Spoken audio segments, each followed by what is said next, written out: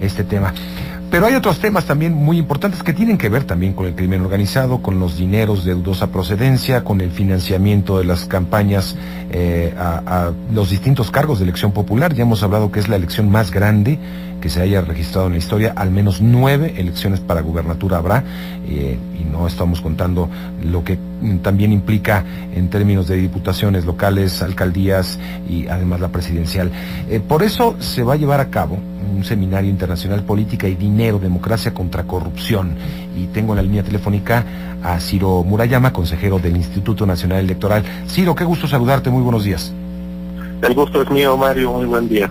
Pues cuéntanos un poco de este seminario que se va a realizar en el INE, importante por todo lo que implica los dineros en una campaña electoral, y también por lo que implica esta, digamos, diferente forma de pensar, diferente forma de ver. Los criterios son distintos, y ya lo han dicho ustedes, entre el Instituto Nacional Electoral y el Tribunal Electoral del Poder Judicial de la Federación. Este tema de Coahuila pues dejó una sensación un poco de incertidumbre con lo que pasará con el conteo precisamente de los dineros públicos.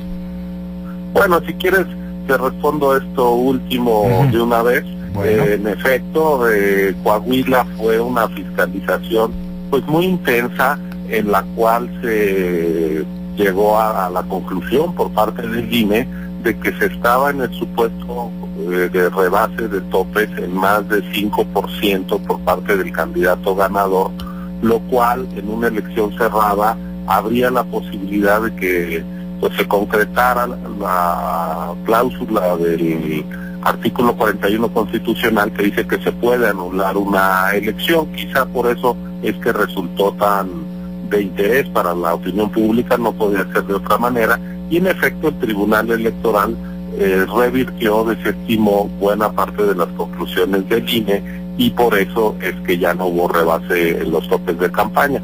El INE siempre ha dicho, nosotros vamos a acatar lo que diga el tribunal, ellos tienen la última palabra, pero como autoridad electoral, administrativa, como responsables de la fiscalización, también tenemos la obligación, creo yo, de explicar en qué ha consistido nuestro trabajo y qué es lo que hemos hecho. Entonces, pues al explicar por qué desde nuestro punto de vista los hechos fueron suficientemente acreditados, pues sí hubo una visión diferente a la del tribunal.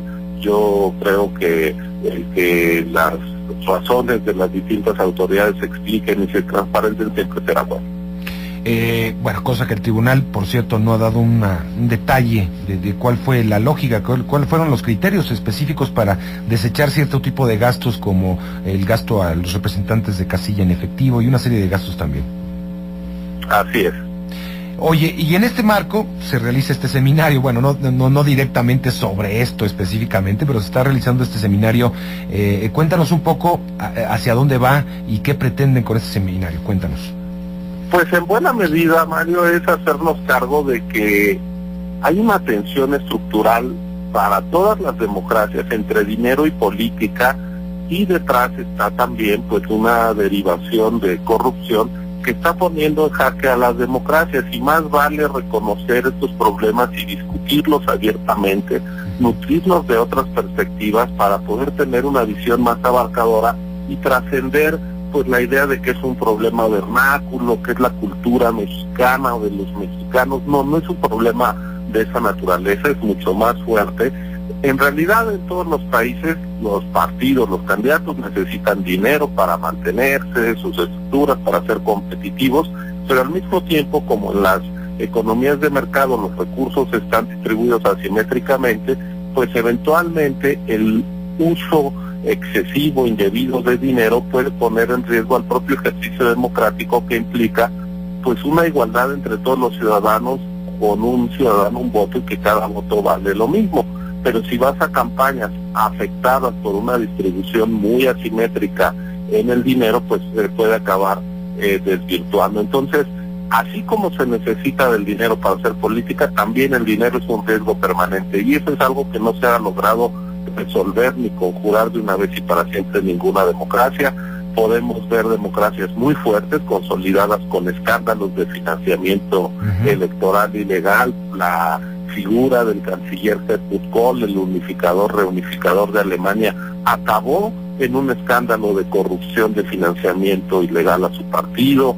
En Estados Unidos el caso Enron y la captura de los grandes grupos de interés económico de decisiones desde el poder público, Odebrecht en América Latina. En fin, es un problema permanente del cual nosotros no vamos a escapar si cerramos los ojos. Es decir, tenemos que entender que esta es una tensión, una amenaza que está siempre sobre las democracias y para la cual tampoco hay una receta universal ni una cura de una vez y para siempre.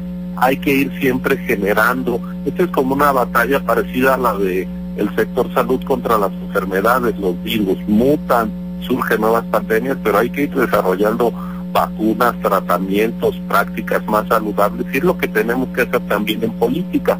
Esa es una de las razones, de los nutrientes para celebrar este seminario, y el otro pues tiene que ver con que la democracia está siendo cuestionada, y con razón, por la ciudadanía, por el cáncer de la corrupción, pero al mismo tiempo hay que reconocer una cosa buena, y es que la ciudadanía cada vez es más intolerante hacia la corrupción, hacia el desvío del recurso público, hacia el abuso de un puesto público para favorecer intereses particulares, y solo en democracia existen los recursos para hacer frente a la corrupción, es decir, prensa libre que ventile estos asuntos, ciudadanía crítica, división de poderes.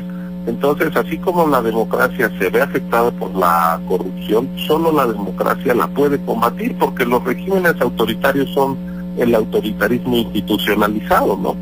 De tal manera que tenemos que ver cómo hacemos para que la corrupción que está afectando a la democracia no la carcoma, y al contrario sea la propia democracia la que genere los anticuerpos y las resistencias para hacer frente a esta plaga. Y por eso invitamos a personajes de distintos lugares del mundo, de los Estados Unidos, la presidenta quien fue presidente de la campaña electoral anterior de la Federal Electoral Commission, es decir, quien sigue los recursos de las campañas allí en Estados Unidos, al ex juez Baltasar Garzón, quien fue uno de los artífices en la lucha contra la corrupción a fines del siglo pasado en España, el juez que encarceló al dictador Pinochet en Londres va a estar con nosotros, ¿no? Baltasar Garzón, sí. Académicos, especialistas. Entonces es el propósito. El INE pues abre sus puertas a esta discusión, la promueve abiertamente, porque sabemos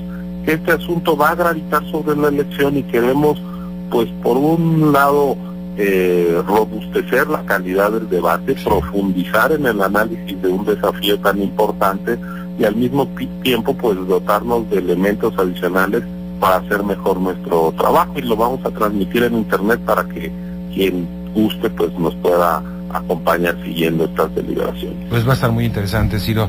Sin duda, creo que ha habido avances, como bien dices, incluso dentro del INE. Bueno, creo que hay nuevas facultades, ya no tan nuevas, pero bueno, facultades de fiscalización en tiempo real que son fundamentales.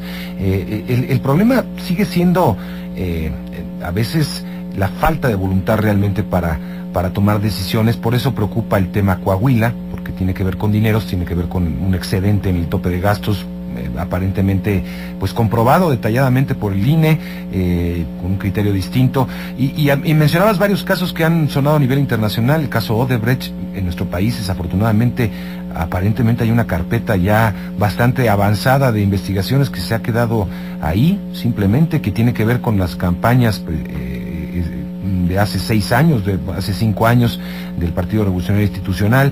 No ha pasado nada, no tenemos un fiscal. Parece, todo suena bien en cuanto al modelo que estamos tratando de ir construyendo todavía a los mexicanos, pero parece que falta algo ahí, que no hay una voluntad realmente para tratar de enfrentar verdaderamente a esos dineros que entran.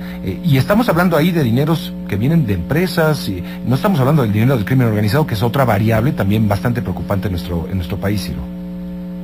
Sí, en México de hecho tenemos una legislación muy restrictiva que trata de proteger la equidad en la contienda, porque hay otros modelos, por ejemplo, ahora que mencionas el riesgo de que las empresas financien campañas, pues eso está prohibido en México. En cambio, pasando la frontera en Estados Unidos, está permitido que las corporaciones inyecten enormes cantidades de dinero a los candidatos pues, que creen que van a defender sus intereses. Esa fue una sentencia de la Suprema Corte que en su momento el presidente Obama calificó como una decisión que lesionaba la democracia norteamericana, y pues algo, creo yo, tenía de razón el presidente Obama, porque luego vimos lo que pasó después, ¿no?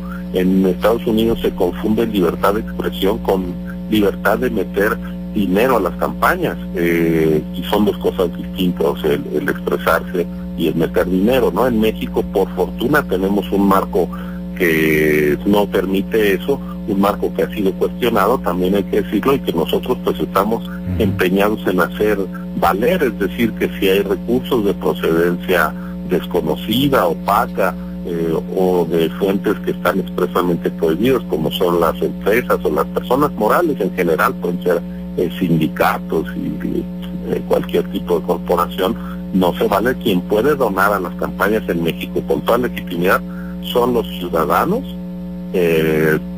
y con límites. Entonces, este modelo de equidad, que además implica que haya un financiamiento público amplio para los partidos, es muy criticado en México, pero yo creo que no hay un solo modelo de financiamiento que no tenga algunos efectos secundarios.